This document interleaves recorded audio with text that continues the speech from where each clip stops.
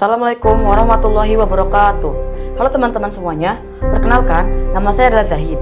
Saya kelas 7 dari SMP IT Desain Kamil Majalengka. Pada kesempatan kali ini, saya akan bercerita tentang salah seorang sahabat Rasulullah bernama Julaibib radhiyallahu anhu. Namun, sebelum itu, marilah kita bersama-sama berdoa kepada Allah Subhanahu wa taala agar kita semua selalu diberikan kesehatan dan kekuatan menghadapi masa-masa pandemi ini. Dan semoga wabah Covid-19 ini segera diangkat oleh Allah Subhanahu wa taala. Amin ya rabbal alamin. Oke, sudah siap semuanya mendengar ceritanya? Langsung saja. Ada salah satu kisah sahabat Nabi yang begitu menyentuh hati karena memilih berjihad bersama Rasulullah daripada kenikmatan dunia. Allah pun menjadikannya syahid dan menjadi rebutan para bidadari. Namanya Julaibib radhiyallahu anhu. Begitu dipanggil, namanya menunjukkan kalau ciri fisiknya yang kerdil dan pendek. Nama Julaibib merupakan nama tak biasa dan tidak lengkap. Nama ini bukan ia sendiri yang menghendaki, bukan pula kedua orang tuanya. Julaibib hadir ke dunia tanpa mengetahui siapa ayah dan ibunya. Demikian pula orang-orang, semua tidak tahu atau mungkin tidak mau tahu tentang nasab Julaibib. Bagi masyarakat Yasrib, tidak bernasab dan tidak bersuku merupakan aib yang besar. Tampilan fisik dan keseran Julaibib yang lusuh menjadi alasan orang-orang tidak mau dekat-dekat dengannya. Wajahnya terkesan sangar, pendek, bungkuk, hitam, dan sakir. Kainnya usang, pakaian lusuh, kakinya pecah-pecah dan tidak beralas. Tidak ada rumah untuk berteduh, tidur hanya berbentalkan tangan, berkasurkan pasir dan kerikil. Tidak ada perabotan, minum hanya dari kolam umum yang diambil dengan telapak tangan. Abu Barzah, pemimpin Bani Aslam, sampai-sampai berkata tentang Julaibib, "Jangan pernah biarkan Julaibib masuk di antara kalian. Demi Allah, jika dia berani begitu, aku akan melakukan hal yang mengerikan padanya." Demikianlah keadaan Julaibib. Namun, Allah Subhanahu wa taala berkehendak menurunkan rahmatnya. Tidak satupun makhluk bisa menghalanginya. Julaibib menerima hidayah dan dia berada di barisan terdepan dalam sholat maupun jihad. Meski hampir semua orang tetap memperlakukannya seolah dia tidak ada. Namun, beda demikian dengan Rasulullah SAW, sang rahmat bagi semesta alam. Julaibib yang tinggal di Sufah, Masjid Nabawi, suatu hari ditegur oleh Rasulullah.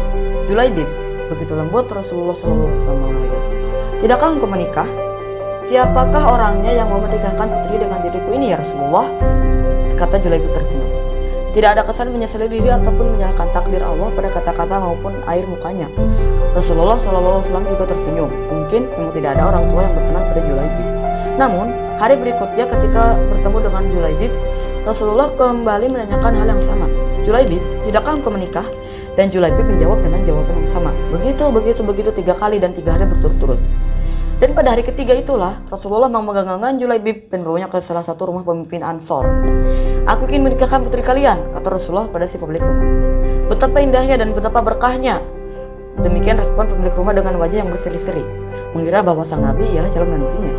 "Oh ya Rasulullah, ini sungguh akan menjadi cahaya yang menyingkirkan temaram di rumah kami. Tetapi bukan untukku," kata Rasulullah. Kupinang putri kalian untuk Julaibib," tegas Rasulullah. "Julaibib?"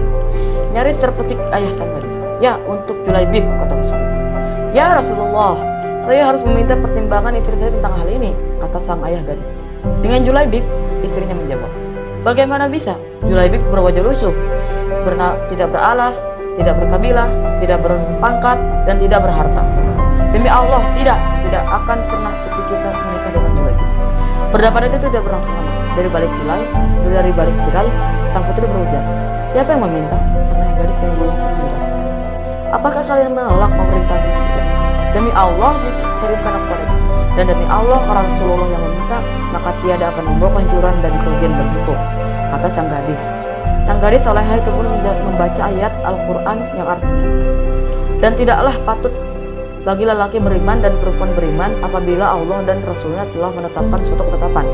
Akan ada bagi mereka pilihan lain tentang urusan mereka. Dan barang siapa yang mendurhakai Allah dan Rasulnya, maka sungguh dia telah sesat yang nyata." Quran Surat Al-Ahzab ayat 36. Dan sang Nabi dengan tertunduk berdoa untuk sang gadis salehah itu. "Ya Allah, limpahkanlah kebaikan atasnya dengan kelimpahan yang penuh berkah. Jangan kau jadikan hidupnya payah dan bermasalah." Demikian doa indah Rasulullah.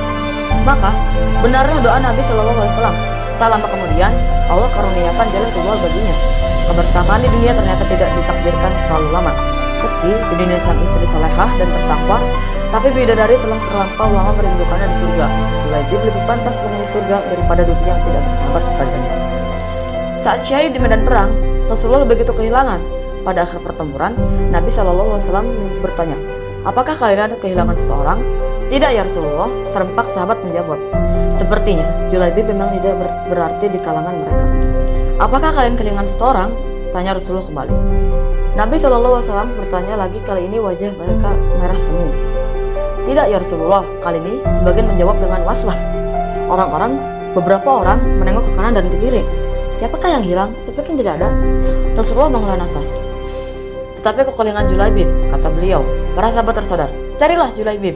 Maka Julaibib yang mulia pun ditemukan. Ia terbunuh dengan luka di sekujur tubuh dan wajahnya. Di sekitar jasadnya ada 7 jasad yang telah ia bunuh.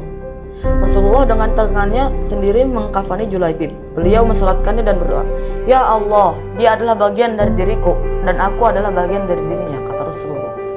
Demikian kisah Julaibib yang akhir hayatnya berakhir syahid ketika membantu Rasulullah dan para sahabatnya.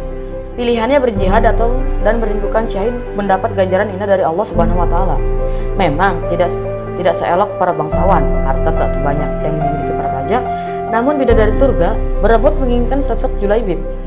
Tepatlah kiranya kita menyimpulkan bahwa ketakwaan merupakan harta paling berharga di sisi Allah.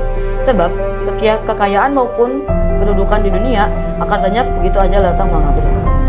Oke, sekian untuk video kali ini. Mohon maaf bila ada kesalahan. Wassalamualaikum warahmatullahi wabarakatuh.